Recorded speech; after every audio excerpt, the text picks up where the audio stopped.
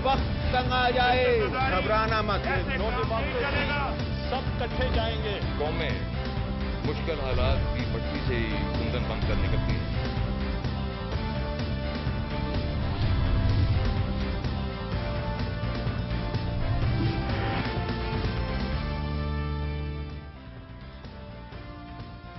कराची वालों को खबर हो कि पाकिस्तान की हुकूमती क़यादत तो ना कर सकी, अब उनके शहर में देरपा अमन कायम कराने के लिए बरतानवी हुकूमत सरगर्म नजर आती है। भुट्टो साहब की आज बरसी है। उन्होंने पाकिस्तान पर एहसान भी किया, मगर चंद फैसलों से नुकसान भी हुए हैं। जुल्फ़िकार अली भुट्टो की 33वीं बरसी पर होने वाली तकारीब और तकारीर पे स्विस मुकदमात की छाप नुमाया नजर आई है। जब जुल्फ़िकार अली भुट्टो पाकिस्तान पीपल्स पार्टी के सरबराह थे, आज आसिफ अली जरदारी हैं। क्या दोनों में कोई मुमासलत है या कोई बड़ा फर्क? भारत से खबरें आ रही हैं कि वहां पर फौज ने शायद इख्तिदार पर कब्जा करने की कोशिश की। दिन भर की अहम तरीन खबरों, तबसरों और तज्जियों के साथ आप देख रहे हैं प्रोग्राम आज कामरान खान के साथ। अस्सलाम वालेकुम, मैं हूं कामरान खान। कराची के 2 करोड़ शहरियों के लिए एक अच्छी खबर है। इस शहर में अमन कायम हो, तिजारत हो, कारोबार हो, लोग रोजमर्रा की जिंदगी मामूल के तौर पे गुजारें। पाकिस्तान की हुकूमती क़यादत की बारहा नाकामी के बाद आज ये खबरें सामने आई कि बरतानवी हुकूमत और उसके सिफारतकार कोशिश कर रहे हैं कि कराची में अमन कायम हो, और कराची में देरपा अमन कायम करने के लिए बरतानिया के पाकिस्तान में सिफारतकार अब मुस्तैद नजर आते हैं। बरतानिया के कराची में deputy high commissioner Francis Campbell ने पिछले 24 घंटे बहुत अहम गुजारे हैं। पहले उन्होंने तफसीली मुलाकात की सिंध के गवर्नर डॉक्टर इशरतुल इबाद से, और उन्होंने इस बात पर जोर दिया कि बैनुल-अक़वामी दुनिया, मगरबी दुनिया, खास तौर पर बरतानिया चाहता है कि पाकिस्तान के सबसे बड़े शहर में अमन हो और यहाँ पे खूरेजी ना हो। फ्रांसिस कैम्बल की जनाब इशरतुल इबाद की मुलाकात के बाद आज एक अहम दिन था। आज उन्होंने मुत्तहिदा कौमी मूवमेंट और अवामी नेशनल पार्टी की क़यादत से मुलाकात की। फ्रांसिस कैम्बल पहले मुत्तहिदा कौमी मूवमेंट की हेडक्वार्टर्स गए, बाद अवामी नेशनल पार्टी के हेडक्वार्टर्स में गए। उन्होंने इस बात पर जोर दिया कि दोनों बड़ी सियासी जमातें अपने इख्तलाफात को दूर करें। बरतानिया इस सिलसिले में अपना किरदार अदा करने के लिए तैयार है, और उन्होंने मुतअद्दिद इक़दामात भी तजवीज़ किए हैं। बरतानिया की जानिब से कराची में अमन की क़याम के लिए ये एक गैर मामूली कोशिश है, और सिफारतकारी किसी भी मुल्क में सिफारतकारों का ये अमल इंतहाई एक गैर मामूली अमल है। लेकिन कराची वालों को अब इससे सरोकार नहीं। अगर उनकी अपनी हुकूमत की क़यादत कराची में अमन कायम नहीं कर सकती, बरतानिया अगर पाकिस्तान के सबसे बड़े शहर में अमन कायम कर सकता है या कत्ल गारत को रोकने में अपना किरदार अदा कर सकता है, तो फबेहा कराची वालों को बैरूनी मुदाखलत इस चीज़ पर काबिल कबूल होगी। ऐसा ही आज लग रहा है, पहली बार नहीं है। बरतानिया कोशिश कर रहा हो कराची के हालात को सुधारने के लिए। पिछले 1 साल के दौरान ये चौथी कोशिश है कि बरतानिया के सिफारतकार बराह रास्त पाकिस्तान के इस अहम सियासी मामले में उसको सुलझाने में की कोशिश कर रहे हैं और कराची में अमन कायम करने की कोशिश कर रहे हैं। कराची की सियासी सूरत हाल बेहतर रहे, इस सिलसिले में बरतानिया के सिफारतकारों ने अहम किरदार पिछले साल जुलाई में अदा किया था, जब 27 जून को मुत्तहिदा कौमी मूवमेंट ने फैसला किया था कि वो हुकूमत से निकल रही है, और इसके साथ ही सिंध के गवर्नर डॉक्टर इशरतुल इबाद से भी इस्तीफा देने के लिए कहा गया था। जनाब इशरतुल इबाद ने इस्तीफा दे दिया था और MQM सिंध हुकूमत से अलहदा हो गई थी। इसके फौरन बाद बरतानवी सिफारतकार हरकत में आए। बरतानिया में पाकिस्तान के हाई कमिश्नर एडम टॉमसन ने इस सिलसिले में बराह रास्त किरदार अदा किया, और उनकी मावनत कराची में बरतानिया के deputy high commissioner Francis Campbell कर रहे थे, और बरतानिया के दफ्तर खारजा भी इस सिलसिले में बराह रास्त किरदार अदा कर रहा था। मुलाकातें लंदन में भी हुई, कराची में भी हुई, और बराह रास्त तवील टेलीफोन गुफ्तगू भी हुई बरतानवी सिफारतकारों की मुत्तहिदा कौमी मूवमेंट के कायद जनाब अल्ताफ हुसैन से। बरतानिया की इन बराह रास्त कोशिशों के नतीजे में डॉक्टर इशरतुल इबाद और MQM हुकूमत में वापस आई, और डॉक्टर इशरतुल इबाद ने 18 जुलाई को एक बार फिर सिंध के गवर्नर की हैसियत से हल्फ उठा लिया। इसके अलावा बरतानिया ही की कोशिशों के नतीजे में पिछले साल अगस्त में, उस वक्त जब हालात ख़राब हुए, जब सिंध के साबिक वज़ीर दाखिला डॉक्टर जुल्फ़िकार मिर्ज़ा सरगर्म थे, بیانات در بیانات دے رہے تھے۔ اطلاعات کے مطابق برطانیہ کے ڈپٹی سیکرٹری خارجہ ایلسٹر برٹ نے اس سلسلے میں براہ راست مداخلت کی تھی اور ان کی گفتگو نہ صرف جناب عشرت العباد سے مسلسل ہو رہی تھی، برطانیہ کے دفتر خارجہ اور برطانیہ کے وزیر خارجہ نے ہماری اطلاعات کے مطابق بہت اہم کردار ادا کیا تھا۔ براہ راست گفتگو کی تھی صدر آصف علی زرداری سے، اور اس کے بعد جناب ذوالفقار مرزا کو ان کی جو ہائی پروفائل پوزیشن تھی اس سے واپس لیا گیا تھا اور انہوں نے سندھ کابینہ سے استعفیٰ دیا تھا۔ برطانیہ کی براہ راست کوشش گو کہ غیر معمولی اور انتہائی غیر معمولی عمل ہے کسی بھی ملک کے سیاسی معاملات میں اس طرح سے دلچسپی، لیکن کراچی والے اسے ضرور خوش آمدید کہیں گے، ویلکم کریں گے، کیونکہ اگر اس کے نتیجے میں اس بین الاقوامی بیرونی سفارتکاری کے نتیجے میں کراچی کے متحارب گروہ ایک دوسرے کے ساتھ امن قائم کرتے ہیں اور ان اقدامات کو تسلیم کرتے ہیں جس کے ذریعے کراچی میں امن قائم ہو، تو کراچی والوں کو یہ غیر معمولی عمل بھی قابل قبول ہوگا۔ آج برطانیہ کے کراچی میں ڈیپٹی ہائی کمشنر فرانسس کیمبل نے جب ANP کے سندھ کے ممتاز رہنما جناب شاہی سید سے ملاقات کی، اس کے بعد باقاعدہ انہوں نے اخبار نویسوں سے بات بھی کی اور برطانیہ کی اس براہ راست کوشش کا اعتراف کیا۔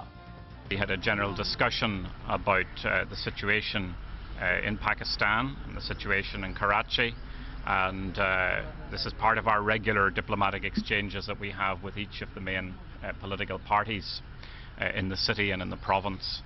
As a diplomat here and as representing the United Kingdom, we look forward for a Karachi that is peaceful and stable, and that's in the interests both of the international community and of all the citizens and political representatives here in Karachi.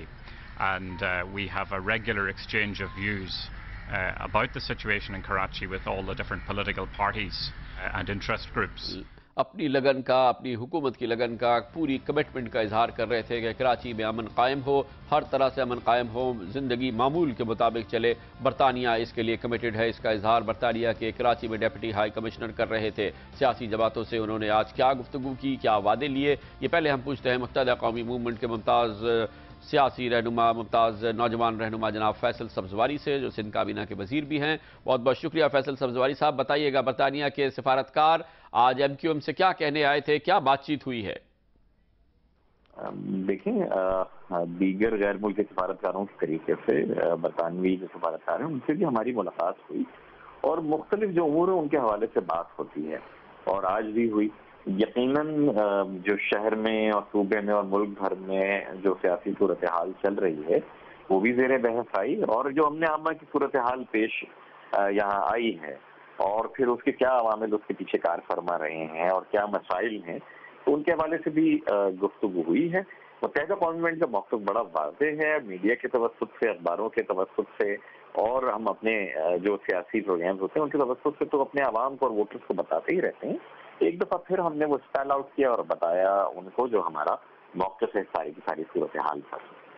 قیام امن کی ضرورت پر ہم سے زیادہ تو کسی نے بھی زور نہیں دیا، اس میٹنگ سے پہلے بھی، اور اس میٹنگ میں بھی ہم نے اپنا جو ریزالو ہے کہ اس شہر میں امن ہوگا تو پاکستان آگے جائے گا، اور شہر کی سب سے بڑی جماعت ہونے کے ناطے یہ ہماری سب سے زیادہ خواہش بھی ہے۔ کل آپ نے اس کا ایک مظاہرہ دیکھا کہ ایک دفعہ پھر ہم عوامی نیشنل پارٹی اور دیگر سیاسی دوستوں کے ساتھ ہم بیٹھے ہیں، ہم لوگوں کے گھروں تک گئے ہیں، لوگوں کے دفاتر خود چل کر گئے ہیں قیام امن کے لیے، اور آج بھی جو برطانوی ڈپٹی ہائی کمشنر نے جب اس حوالے سے دریافت کیا کہ کل کی میٹنگ کے حوالے سے، تو بھی اس میں بھی ہم نے یہی کہا کہ ہم تو سب سے مل کر بیٹھے ہیں، اپنی تجاویز قیام امن کے لیے جو تھیں وہ قانون نافذ کرنے والے اداروں کو بھی دی ہیں، حکومت کو بھی دی ہیں، خواہ وہ وفاقی ہو یا صوبائی ہو یا سیاسی جماعتیں ہوں۔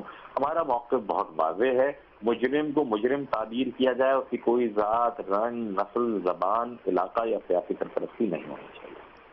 طویل ملاقات تھی برطانوی ڈیپٹی ہائی کمشنر کی متحدہ قومی موومنٹ کے رہنماؤں کے ساتھ، جس کا اظہار جناب فیصل سبزواری کر رہے تھے۔ بتایا کہ بریف کیا گیا جناب فرانسس کیمبل کو کراچی میں امن و امان کی صورتحال اور یہ کیوں خراب ہوتی ہے، اس کے عوامل کیا ہیں، اس کے پیچھے کیا ہوتا ہے۔ وہاں سے وہ گئے عوامی نیشنل پارٹی سے ملاقات کرنے کے لیے۔ عوامی نیشنل پارٹی کی قیادت سے کراچی میں ملاقات ہوئی فرانسس کیمبل کی۔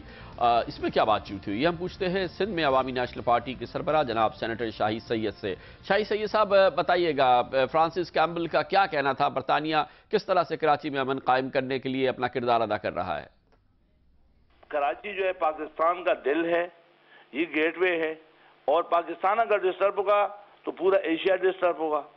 پاکستان میں اور افغانستان میں دونوں میں جب تک امن نہیں ہوگا تو دنیا میں امن نہیں آئے گا۔ اب یہ اس نتیجے پہ ساری دنیا پہنچی ہے، تو کراچی میں جب ڈسٹربنگ ہوتا ہے تو یہاں پہ پوری دنیا کو فکر ہوتی ہے، نظر آئی ہوتی ہے کہ پاکستان میں کچھ نہ کچھ گڑبڑ ہو رہا ہے جو حالات ہے۔ تو ظاہری بات اس کے لیے وہ پوچھنا چاہتے ہیں، یہ دیکھنا چاہتے ہیں کہ بھئی یہاں پہ کیا پرابلم کیا ہے، مسائل کیا ہے اور اس کا حل کیا ہے۔ تو ہم تو ہمارے پاس جو تجزیہ ہے، جو ہم نے اپنا سوچ کیا ہوا ہے، جو ہمارے پارٹی کے قائدین نے کیا ہے، تو ہم کراچی کو جس نگاہ سے دیکھتے ہیں، کئی سالوں سے یہ کراچی اسلحے کا ڈھیر بنا ہوا ہے، تو ہم کراچی میں ایک اکراس دی بورڈ آپریشن چاہتے ہیں۔ وہ آپریشن کسی قوم کے خلاف نہ ہو، وہ آپریشن کسی مسلک کے خلاف نہ ہو، وہ آپریشن کسی پارٹی کے خلاف نہ ہو، وہ صرف اور صرف مافیا، وہ مافیا چاہے وہ لینڈ مافیا ہو، چاہے وہ ڈرگ مافیا ہو، چاہے وہ بدہ مافیا ہو، چاہے وہ ٹپا مافیا ہو۔ اس کے بعد دوسرے جو ہم سمجھتے ہیں کہ کراچی میں ڈی ویپنائزیشن کی ضرورت ہے۔ یہاں پہ آپ نے لیاری والے میں بھی دیکھا کہ راکٹ لانچر مارے جاتے ہیں، یہاں نازآباد رجویس میجورٹی میں 256 گرنیڈ پکڑے گئے۔ لہذا جو روشنیوں کے شہر میں اس قسم کا اسلحہ پڑا ہوگا، رحمان ملک صاحب خود کہتے ہیں کہ یہاں پہ اسرائیلی ویپن کنٹینر غائب ہے، اسرائیلی ویپن بھی آئے ہوئے، تو لہذا ہم یہ چاہتے ہیں کہ اس شہر میں ڈی ویپنائزیشن کی اشد ضرورت ہے۔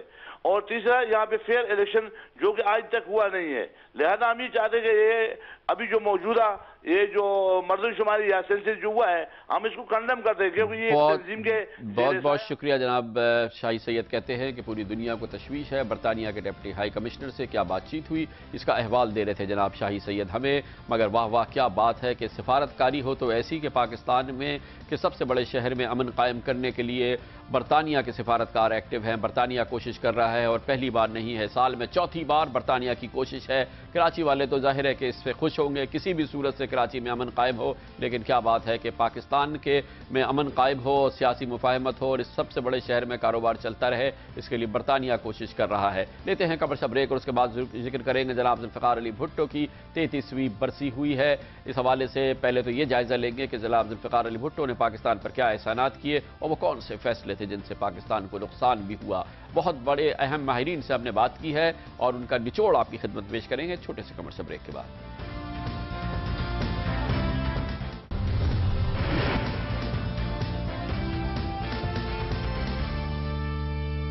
میں اقتدار بذات خود ذوالفقار علی بھٹو کے لیے نہیں چاہتا تھا، میں اقتدار غریبوں کے لیے چاہتا تھا، میں اقتدار محنت کشوں کے لیے چاہتا تھا، میں اقتدار عوام کے لیے چاہتا تھا، میں اقتدار آپ کے لیے چاہتا تھا۔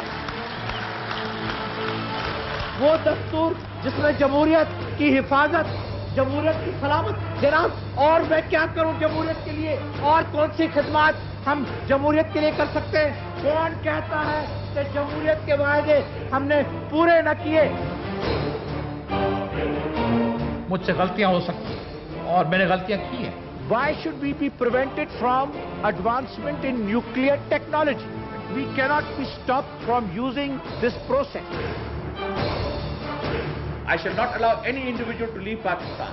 I shall take measures against the families of those people who have taken money out of this country. No siparish from anyone, no nepotism, no corruption, and no maladministration.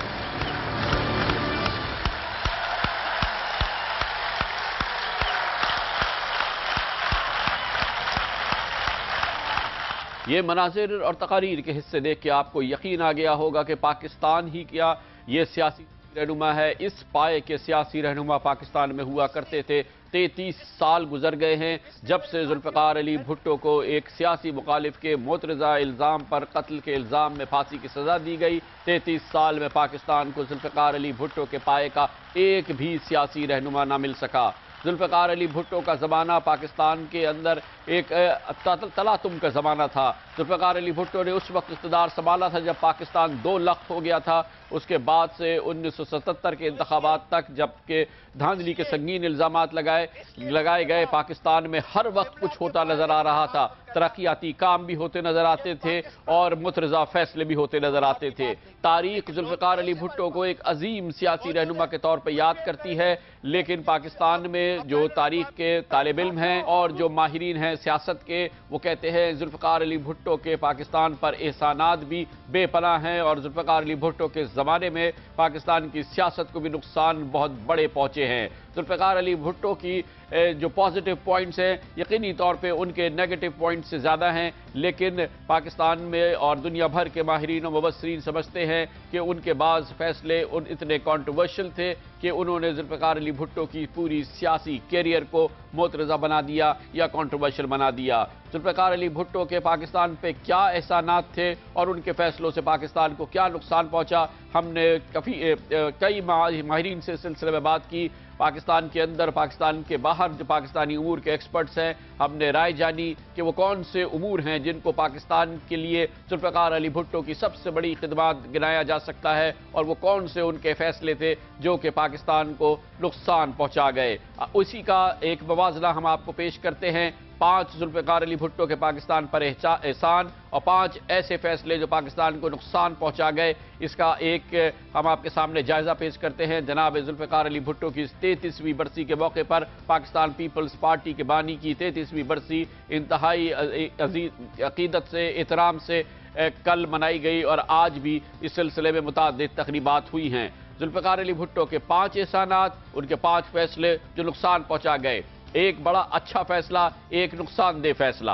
پہلا فیصلہ ذوالفقار علی بھٹو کا جو پاکستان پر جس کو احسان سمجھا جاتا ہے، ذوالفقار علی بھٹو قیدی واپس لائے اور شملہ معاہدہ کیا۔ بھٹو نے بھارت کا دورہ کیا، بھارتی ہم منصب اندرا گاندھی سے امن کے معاہدے اور 93,000 فوجی قیدیوں کی واپسی کا معاہدہ کیا۔ ذوالفقار علی بھٹو پر الزام ہے کہ انہوں نے اقتدار سنبھالا تو پاکستان کے پہلے سویلین لا ایڈمنسٹریٹر کی حیثیت سے 20 دسمبر 1971 کو پاکستان میں سویلین مارشل لا ایڈمنسٹریٹر کی حیثیت سے اقتدار سنبھال کے جمہوری تاریخ میں ذوالفقار علی بھٹو پہلے سویلین مارشل لا ایڈمنسٹریٹر بن گئے۔ ذوالفقار علی بھٹو کا پاکستان پر جو دوسرا بڑا احسان ہے وہ پاکستان کے جوہری پروگرام کے باپ کی حیثیت سے پہچانے جاتے ہیں۔ یہ ذوالفقار علی بھٹو کو ہی کریڈٹ جاتا ہے کہ 71 کی جنگ کے بعد انہوں نے فیصلہ کیا کہ پاکستان کے دفاع کو ناقابل تسخیر بنایا جائے اور اس سلسلے میں پاکستان کو جوہری طاقت بنایا جائے، اور ذوالفقار علی بھٹو کی کوشش کے نتیجے میں ہی ڈاکٹر عبدالقدیر خان سے ہالینڈ میں رابطہ قائم کیا گیا اور پاکستان کے جوہری پروگرام کی داغ بیل ڈالی گئی۔ ذوالفقار علی بھٹو کو جو معترضہ فیصلے ہیں جن پر پاکستان پر جس کے بڑے سنگین اثرات مرتب ہوئے ہیں، اس میں ان کا وہ معاشی پروگرام ہے جس کے ذریعے وسیع پیمانے پر پاکستان میں صنعتوں کو اور دوسرے اداروں کو قومیہ لیا گیا۔ پاکستان میں بھٹو کی نیشنلائزیشن منصوبے کے تباہ کن اثرات مرتب ہوئے۔ 1972 میں پلان کے پہلے مرحلے میں سٹیل، کیمیکل اور سیمنٹ جیسی بنیادی صنعتوں کو بھٹو نے سرکاری تحویل میں لے لیا۔ 1 جنوری 1974 کو نیشنلائزیشن کے دوسرے مرحلے میں تمام بینکوں کو قومیہ لیا گیا، جبکہ آخری مرحلے میں ملک بھر کی آٹے، چاول اور کپاس کی ملوں کو تحویل میں لیا گیا۔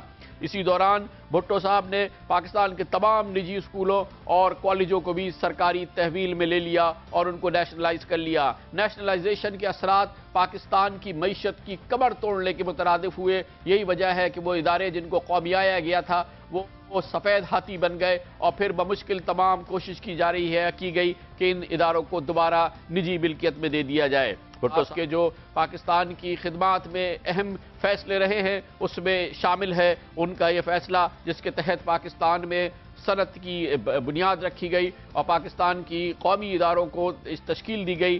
لیکن ذوالفقار علی بھٹو صاحب کے وہ فیصلے جو کہ پاکستان پر منفی اثرات مرتب کر گئے، شاید بہت سارے لوگوں کو ابھی بہت اچھی طرح سے یاد نہ ہوگا کہ یہ 1970 کی دہائی تھی کہ بلوچستان میں ایک بھیانک فوجی آپریشن لانچ کیا گیا، اور اس کا حکم اور اس کی سرکردگی خود پاکستان پیپلز پارٹی کے بانی جناب ذوالفقار علی بھٹو نے کی، جس کے تحت جنوری 1973 میں بھٹو نے بلوچستان میں بغاوت کے خلاف فوجی آپریشن کے احکامات دیے اور بلوچستان اور خیبر پختونخوا کی صوبائی حکومتوں کو تحلیل کر دیا۔ لیکن اچھے اقدامات بھی مسلسل جاری تھے، اور ذوالفقار علی بھٹو شاید پاکستان کے سب سے بڑے سیاسی رہنما اور سب سے پر اثر سیاسی رہنما تھے جنہوں نے پاکستان میں تعلیم کی ترویج کو ترجیح دی اور عملاً ترجیح دی۔ بھٹو نے دیہی اور شہری علاقوں میں اسکولوں کا جال بچھایا۔ بھٹو صاحب کے دور میں 6,500 elementary schools, 900 middle schools, 407 high schools, 51 colleges اور 21 جونیئر کالجز قائم کیے گئے۔ 1974 میں ڈاکٹر عبدالسلام کے تعاون سے انٹرنیشنل نتھیا گلی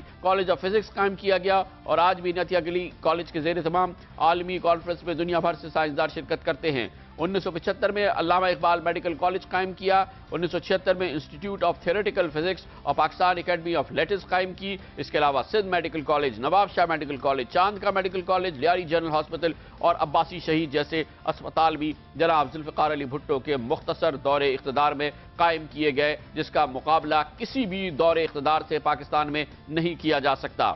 بھٹو صاحب کے وہ فیصلے جو کہ سیاست پر اثر انداز ہوئے اور پاکستان کے مستقبل کے خاکے پر اثر انداز ہوئے، اس میں ان کا فیصلہ تھا کہ آج کی ان کی پاکستان پیپلز پارٹی کی اتحادی جماعت عوامی نیشنل پارٹی کے قائد اور ان کی مدر پارٹی یعنی کہ نیشنل عوامی پارٹی کے خلاف اقدامات جناب ذوالفقار علی بھٹو نے عوامی نیشنل پارٹی کے قائد جناب خان عبدالولی خان پر غداری کا الزام لگایا اور اس پارٹی کو بین کیا۔ 1975 میں بھٹو صاحب کے احکامات پر قائم کیے گئے حیدرآباد ٹریبونل کے ذریعے نیشنل عوامی پارٹی کے اپوزیشن رہنماؤں پر غداری اور ملکی نظریے کی مخالفت کے الزامات لگا کر قانونی کارروائی کی گئی۔ 10 فروری 1975 کو نیشنل عوامی پارٹی کو کالعدم قرار دے دیا گیا اور 52 افراد کو ایک ساتھ حراست میں لے لیا گیا۔ پوری سیاسی جماعت پر کریک ڈاؤن کیا گیا۔ جناب ذوالفقار علی بھٹو کے وہ اقدامات جو پاکستان کی بھلائی میں اور پاکستان کی مضبوطی میں کام آئے، اس میں اور پاکستان کے جس نے امیج میں زبردست اضافہ کیا، اس میں شامل ہے جناب بھٹو کے تحت